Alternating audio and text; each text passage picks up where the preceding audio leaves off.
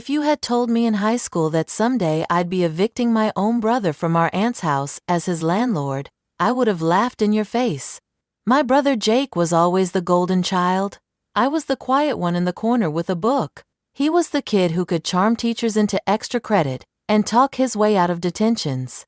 I assumed he'd grow up, figure things out, and that we'd both end up as vaguely functional adults. Instead, he grew into the kind of man who would squat in a dead woman's house and call it what she would have wanted, while I became the one person with the legal authority to tell him to get out. My name is Aaron. I'm 32. I live in Ohio. And this is the story of how my brother turned our aunt's little house into his personal crash pad until I turned it into my rental. My Aunt Lynn was my dad's older sister, and she was in many ways the exact opposite of my parents. Where my mom and dad were practical to the point of being harsh, Aunt Lynn was soft around the edges. She taught elementary school, kept a mismatched collection of coffee mugs, and always smelled faintly of cinnamon and chalk. Growing up, her house was my refuge. When my parents fought or when they were just tired of Jake's disasters, and my attitude, I'd ride my bike 3 streets over and end up at her kitchen table. She'd make tea and ask about my latest art project or book instead of my grades. The house itself wasn't fancy. A 2-bedroom, 1-bath rectangle with faded yellow siding and a postage stamp front yard. But it was paid off. She bought it in her 30s after her divorce, slowly fixing it up room by room. She was the first woman I knew who owned a house by herself. I thought that was the coolest thing in the world. It's not about the size, she'd say, patting the backsplash she'd tiled herself. It's about it being mine. No landlord, no one telling me I can't paint the kitchen purple if I want to. My parents rolled their eyes at her hippie independence. They also relied on her constantly. Whenever they needed a babysitter, an extra $100, or someone to pick Jake up from somewhere awkward, Aunt Lynn was the one they called. She never complained. At least not to them. To me, close to midnight, sometimes over ice cream, she'd shake her head and say, "I love your parents, but they didn't get the memo that I'm not the family safety net." Then she'd grin and add, "You though, you're going to have your own net someday. I can tell." I didn't know what she meant then. I do now. Jake's relationship with responsibility was complicated. He's 3 years older than me, and from the time he could drive, he was always in some kind of mild trouble. Nothing truly criminal, just a steady stream of bad decisions. Speeding tickets. Jobs he walked out on because the manager disrespected him. Apartments he crashed in and out of when roommates finally got tired of his mess. My parents' response was usually the same. Boys will be boys, followed by handing him cash just this once. When I got into community college and later transferred to a state university, I worked 2 jobs and took out loans. When Jake quit his 3rd warehouse job in a row, my parents asked if Aunt Lynn had space for him for just a little while. She almost never said no to them. He moved into her spare room that week. I was 19 then, home for a weekend, and I watched him carry in 3 trash bags worth of clothes and a box of gaming consoles, like he was moving into a dorm. "How long are you staying?" I asked him in the doorway. He shrugged. "Till I figure things out," he said. Aunt Lynn doesn't mind. She loves having company. She did love company, but she also loved her quiet. I saw the strain in her eyes even before the first month was up. Jake slept half the day, played online games half the night, and occasionally disappeared for long weekends with vague references to friends up north. He didn't pay rent. He sometimes helped with groceries, but only if Aunt Lynn reminded him. One night, I came over to find her washing dishes while Jake sprawled on the couch watching TV, feet up on the coffee table, empty chip bags around him. "Aunt Lynn?" I asked quietly in the kitchen. "Are you okay with this?" She sighed, wiping her hands on a towel. "He's going through a rough patch," she said. "Your parents begged. They said he just needs structure." "That's not structure," I said. "That's a free Airbnb." She chuckled despite herself. "You're not wrong," she said. "But what am I going to do? Kick my nephew out on the street?" I looked at her tired face. "You could at least charge him something," I said. "Even a little. Make him feel it." She nodded slowly. I know, she said. I'm working up to it. I don't know if she ever fully did. But a few months later, he found a girlfriend with her own place, and, as suddenly as he'd appeared, he was gone. He left a dent in her couch and a pile of laundry in the closet. Aunt Lynn cleaned it up and went back to her quiet life. For her, chaos was always temporary. She didn't realize that the biggest storm was still ahead. The diagnosis came when I was 27. I was living 3 hours away by then, working in property management in Columbus leasing apartments, handling tenant issues, learning landlord-tenant law better than I ever wanted to. Aunt Lynn called me on a Tuesday evening. She didn't usually call during the week. Hey, sweetheart, she said, voice shaky. You got a minute? Always, I said. What's up? She took a breath. So, funny story, she said, in that way people do when the story isn't funny at all. I went in for my annual checkup and they found some things in my blood work and then in a scan. And long story short, I've apparently been hosting a tumor in my pancreas without inviting it. The room spun. Cancer? I asked, already knowing the answer. Stage 4, she said. They say it's been there a while, hiding. I sank onto my couch. Okay, I said, my voice breaking. What do we do? Chemo? Surgery? She teared up. Sweetheart, it's pretty far along, she said. We're talking months, not years. Maybe a little longer with treatment, but they were very clear about quality of life. I flew down that weekend. We sat at her kitchen table, our old spot documents spread out between us. I'm not scared of dying, she said, flipping through a folder. I'm scared of leaving a mess, especially with your parents and Jake. She'd already done the will with a lawyer, of course. She was that kind of person. I don't have kids, she said. You two are the closest thing. I want the house to stay in the family. I also don't want your parents treating it like a free storage unit or Jake turning it into his personal frat house. I grimaced. Valid fears, I said. She smiled faintly. So here's what I did, she said, sliding the will toward me.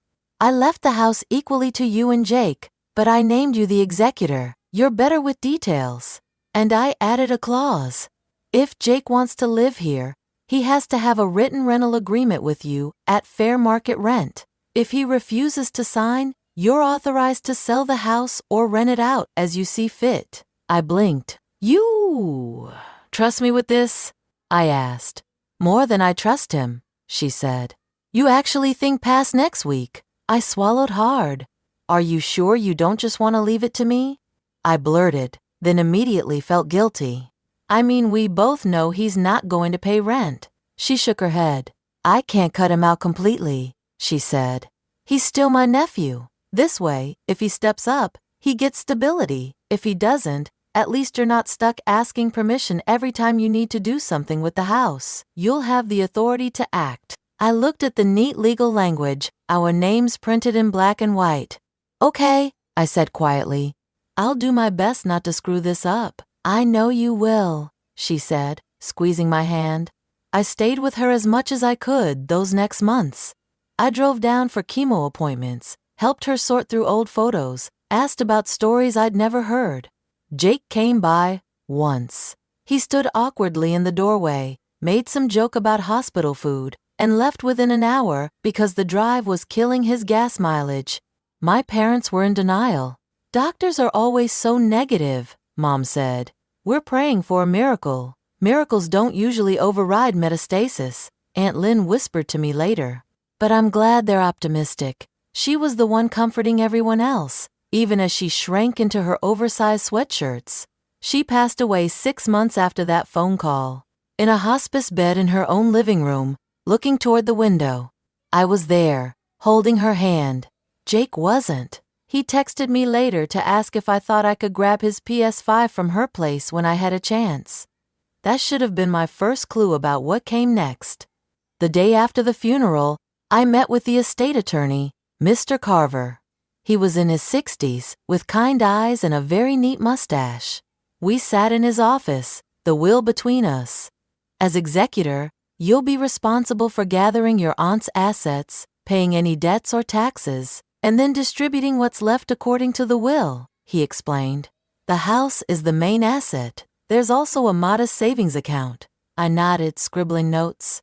What kind of timeline are we looking at? I asked. Probate usually takes 6 months to a year, he said. During that time, the estate technically owns the house, but since you're the executor, you control it. You're allowed to live there, rent it out, or leave it vacant, as long as you're acting in the best interest of the estate and the heirs. I thought about my tiny apartment and the 3-hour drive. I'll probably leave it empty for now, until we figure out what to do, I said. He nodded. Just make sure it's insured, and the utilities are covered, he said. We'll file the will and get you officially appointed by the court. After that, we can talk about option selling, renting, or, as your aunt specified, offering your brother a lease. I exhaled slowly. Right, I said. Jake, Mr. Carver glanced at the file. He's the other beneficiary, he said. You'll need to keep him informed of major decisions. But per your aunt's instructions, you have wide discretion. She trusted you. Those words were both comforting and heavy. I left his office with a folder of forms and a to-do list. When I pulled up to Aunt Lynn's house, my heart lurched. Jake's beat-up sedan was already in the driveway. I frowned. I hadn't given him a key. I walked up the front path, pulled out my key, and tried the door. It was unlocked. Inside, boxes were stacked in the hallway. The couch had been pushed against a different wall, the TV set up with his gaming system. I heard music blasting from the back bedroom. Jake? I called. He popped his head out of the hall bathroom, toothbrush in mouth, hair wet. Hey sis, he said casually, foam at the corner of his lips. You made good time. My stomach dropped. What are you doing? I asked. Why are you? He spat into the sink. Moving in, he said, as if it were obvious. Figured it was the least I could do. Keep an eye on the place till all that legal mumbo-jumbo is done. You moved in, I repeated slowly, without asking. The day after the funeral. He shrugged. Place was gonna be empty anyway, he said. You're not living here. Mom and Dad have the dog. I'm the logical choice. Logical, I said. Right. I looked around. He'd already hung a flag on the living room wall with a beer logo. Aunt Lynn's framed watercolors were stacked face down in a corner. Anger burned behind my ribs. You can't just. I started, then stopped. Actually, legally, you can't. The house belongs to the estate until probate is done. I'm the executor. You're supposed to talk to me before doing anything major. He rolled his eyes.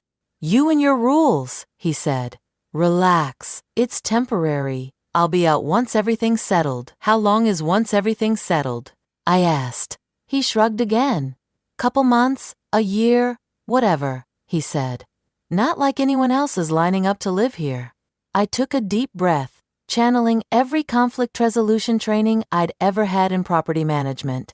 Jake, I said carefully, Aunt Lynn left you half the house. She also left me half and put me in charge of the estate. She specifically said if you wanted to live here, you needed a written lease and to pay fair rent. I'm willing to work with you, but it can't be like last time where you just exist and she covers everything. He snorted. Wow, she really got to you with that landlord stuff. Huh, he said. Look, I'm grieving. This is my way of being close to her. You, with your spreadsheets and lawyers, can handle the boring stuff. I'll handle the house. That's literally my job, I said. Handling the house. He grabbed a towel, wiping his face. Fine, we'll talk later, he said. Right now I need to finish unpacking. Jake, what? He snapped. You want to drag me out by my ears? Go for it. I'll just tell Mom you kicked me out of a dead woman's house while her body's barely cold. Guilt and fury warred in my chest. He wasn't wrong about the optics, but he was very wrong about the ethics. I left before I said something I couldn't take back. In the car, I called Mr. Carver.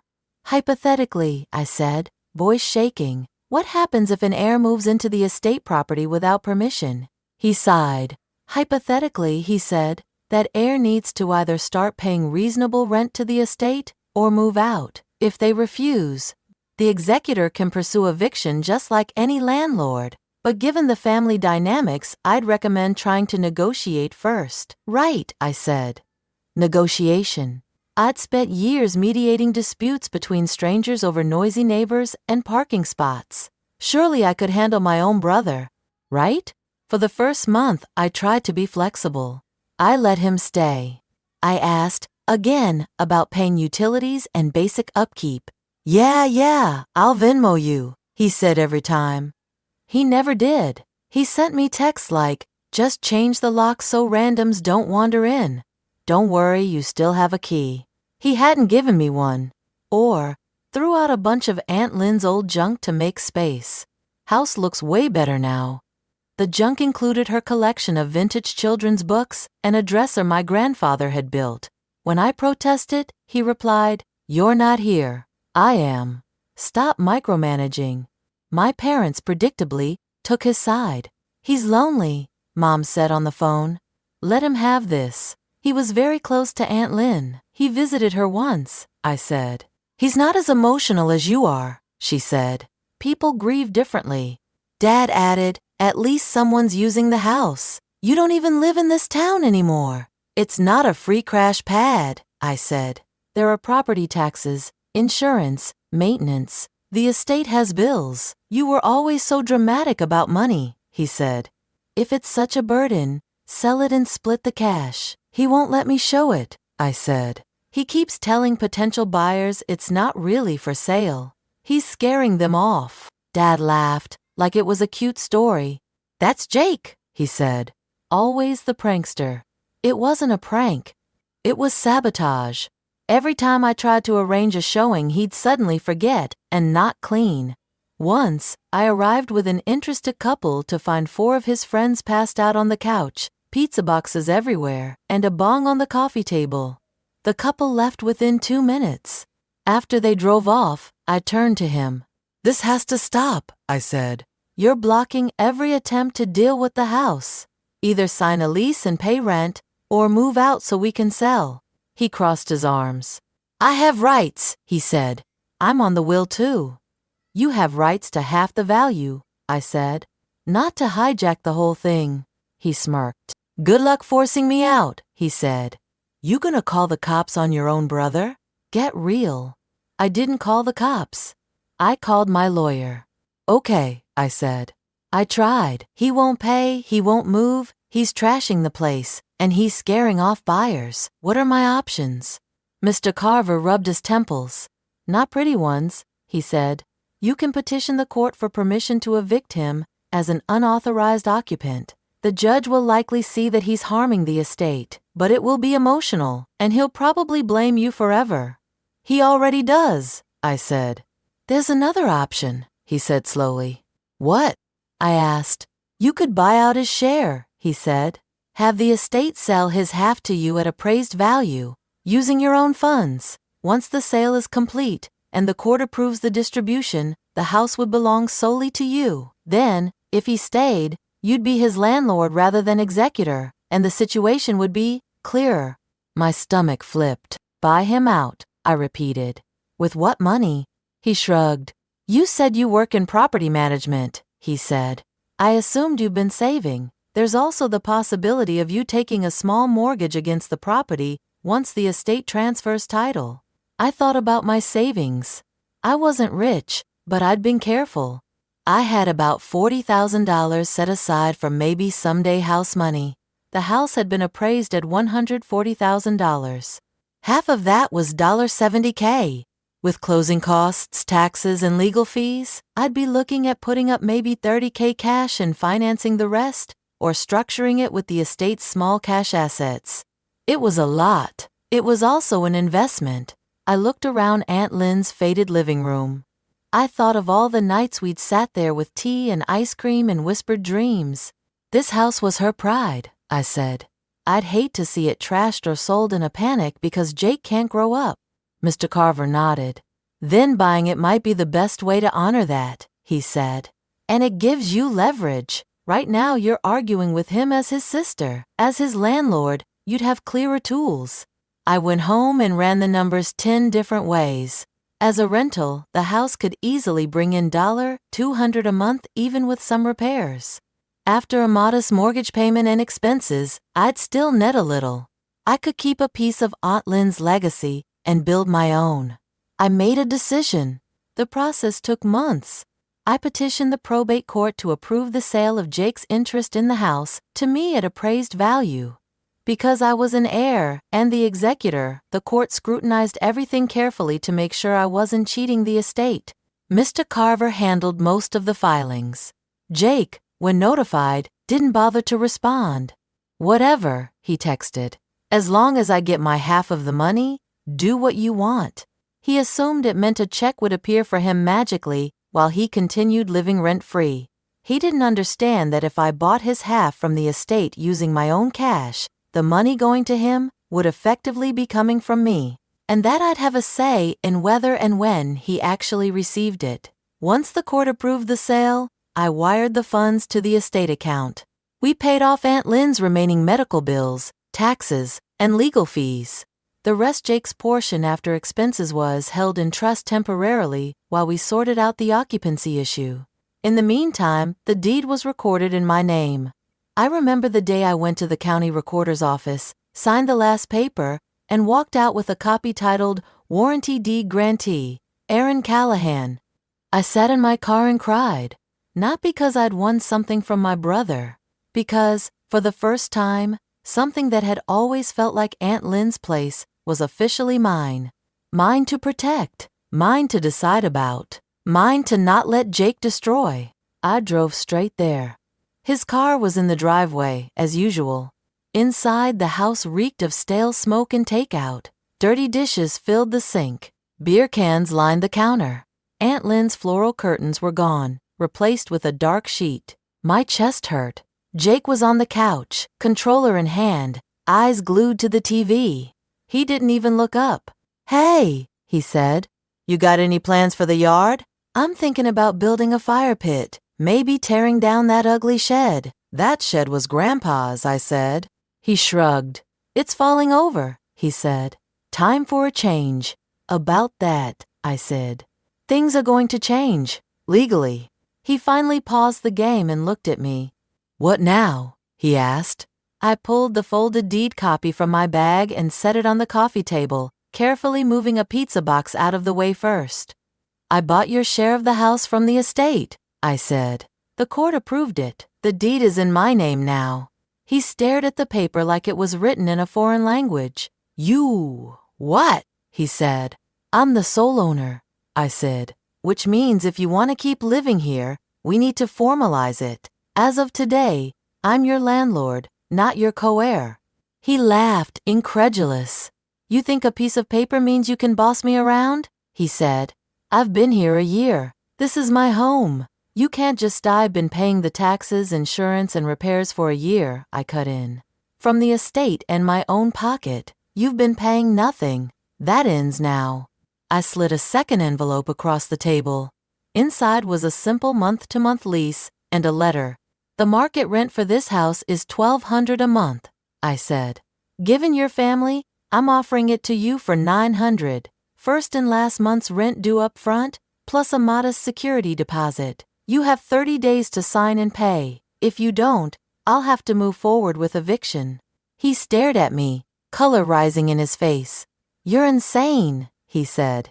"I don't owe you rent. Aunt Lynn wanted me here. She told me I could always have a roof over my head. She told you that when you were 20 and between jobs," I said. "She also told me in writing that if you wanted to live here after she died, it had to be as a tenant, not a freeloader. I'm honoring that." He crumpled the lease in his fist. "You're turning your aunt's house into a business," he spat. "I'm keeping it from foreclosure," I said. "If I hadn't bought it, we'd probably have had to sell it under market to cover her debts. This way, it stays in the family. But that doesn't mean it's free." He stood up, pacing. "You always thought you were better than me," he said. "With your degree and your big city job. Now you think you can be my boss, too." "This isn't about being better," I said. "It's about boundaries. You've been treating this place like a frat house. That stops, whether you live here or not." He jabbed a finger at my face. I'm not signing anything, he said. You can take your landlord crap and shove it. I dare you to try and kick me out. Mom and Dad will never speak to you again. They barely speak to me now, I said quietly. I'm sorry it's come to this, Jake, but I won't let you burn down what she built. I left before he could throw anything. In the car, my hands shook. Maya, my best friend, called as I sat there. How'd it go? She asked. He called me insane, I said. And worse, he's not going to sign. Next step is eviction. She was silent for a beat. You sure you want to go through with it? She asked. That's a big line. I thought of Aunt Lynn's tired eyes, her careful will. Of the house smelling like smoke instead of cinnamon. I promised her I'd take care of this place, I said. Sometimes taking care of something means taking it away from the person hurting it. Then I'll be there on court day, she said.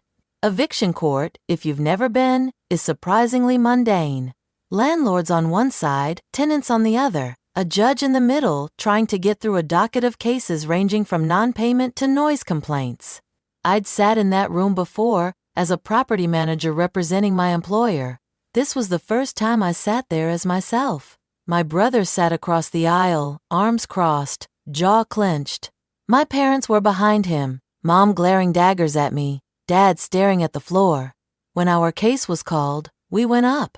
The judge glanced at the file. Callahan versus Callahan, she said. Landlord seeks possession for non-payment and unauthorized occupancy. She looked at me. Ms. Callahan, you're the owner and landlord? She asked. Yes, Your Honor, I said. The property was part of my aunt's estate. I was executor. I purchased my brother's share through the probate process. The deed is in my name. I've provided copies. She flipped through. I see the deed in the probate order, she said. Thank you. And Mr. Callahan, you've been living at the property? Jake nodded, sullen. For over a year, he said. It was my aunt's house. She wanted me there. She told me I could always stay. Was there ever a written lease? The judge asked. No, he said. We're family. I stepped in. Your Honor, my aunts will specifically require a lease for him to remain after her death, I said, holding up a copy. I've also provided notice letters offering a below-market lease, which he refused. He has not paid any rent or utilities for the past 12 months. The judge scanned the will language. She raised an eyebrow. That's unusual, she said, but clear. She turned back to Jake. Mr. Callahan, do you dispute that you've paid no rent? She asked. He shifted. I help in other ways, he said. I mow the lawn. I fix stuff around the house. And do you dispute that your sister owns the property now? She asked. He swallowed. I don't understand all the legal stuff, he said. All I know is I've lived there, and she's trying to throw me out. The judge sighed. I'm sympathetic to the emotional side of this, she said. Losing a relative is hard, but this is a court of law. The documents are clear. Your aunt chose your sister to manage the estate. She authorized your sister to buy out your interest and require a lease. Your sister followed that process. You declined to sign and have not paid rent under our statutes. That makes you a holdover occupant. Mom couldn't contain herself. This is ridiculous, she burst out from the gallery. He's her brother. Families don't evict each other. The judge looked sharply at her. Ma'am, you'll need to remain quiet or step outside, she said.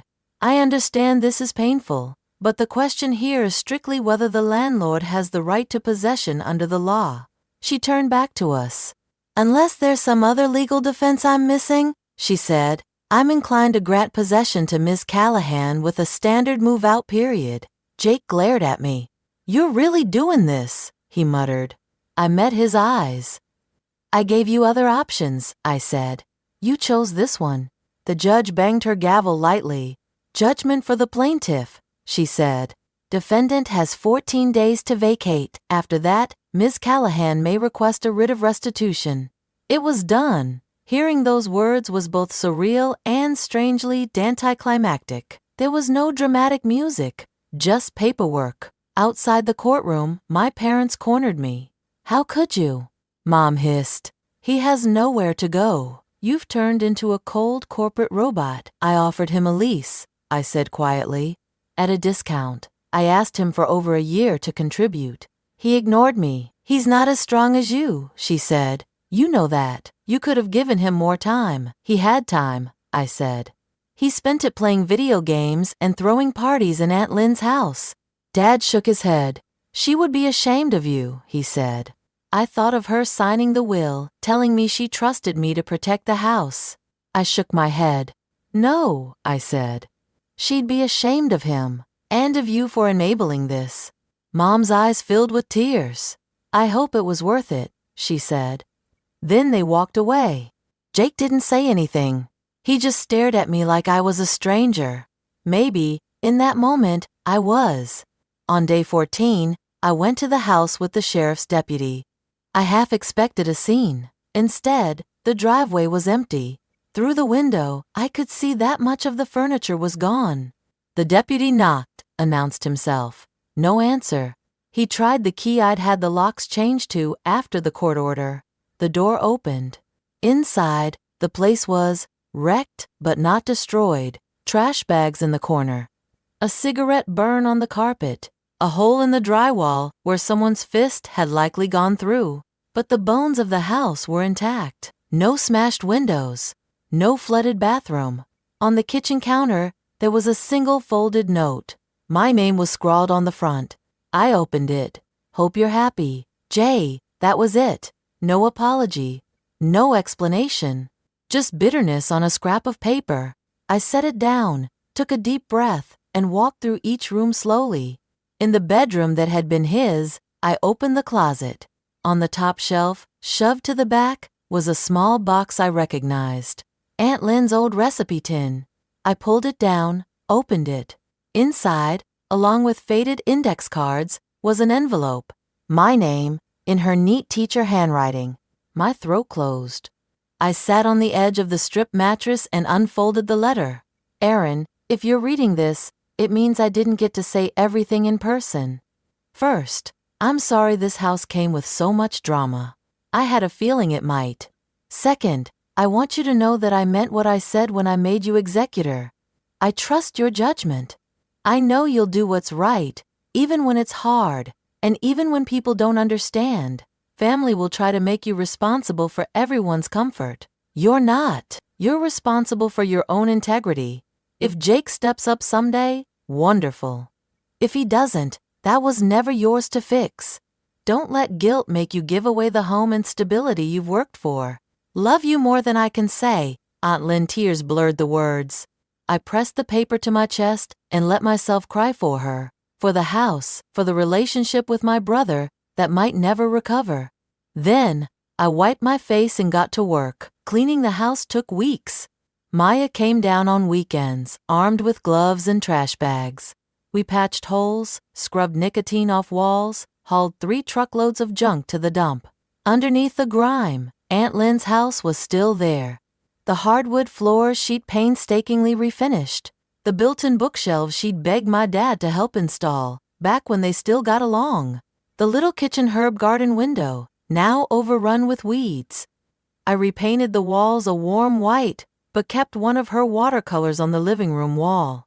I replaced the floral curtains with simple blinds, but left one of her quirky mugs on the shelf. Then I listed the house for rent. I screened tenants carefully. In the end, I chose a quiet couple in their 50s, both nurses, whose kids had moved out. They loved the neighborhood and promised to keep the garden going. On move-in day, they handed me a cashier's check for the first month's rent and deposit. I handed them the keys. As I drove away, I glanced in the rearview mirror at the little yellow house. It wasn't Aunt Lynn's anymore. It wasn't Jake's crash pad. It was a rental property. Part of my financial future. Part of her legacy. Part of my story of finally choosing not to be the one who always made herself smaller so others could take up space. My relationship with my family is complicated now. Mom texts occasionally with neutral updates. Jason got a new job. Dad's blood pressure is acting up. Dad doesn't contact me directly. Jake is a ghost. The last I heard, through Jason, he was couch surfing with friends in another town, complaining to anyone who would listen that I stole his inheritance. If you ask my parents, I'm the villain. If you ask my tenants, I'm a pretty decent landlord responsive to maintenance requests, fair on rent increases, sometimes leaving a basket of cookies on the porch at Christmas from Aaron and Aunt Lynn's kitchen. If you ask me, I did the best I could with an impossible situation. Sometimes, when I'm paying bills, I think about the night my parents told me family takes care of family. What they meant was, you take care of your brother, no matter what it costs you. Aunt Lynn taught me a different version. Family takes care of family by not letting one person burn out to keep everyone else warm, by not turning support into a life sentence, by trusting the responsible person with the hard decisions, even when it means other people call them cold. My brother squatted in our aunt's house for a year, convinced no one would ever make him leave because he had nowhere else to go. I became his landlord and proved him wrong, not because I wanted to crush him, because someone had to choose the house, the future, and their own sanity over his endless present. Sometimes revenge isn't slamming the door in someone's face. It's calmly changing the locks, filing the right paperwork, and refusing to apologize for protecting what was entrusted to you.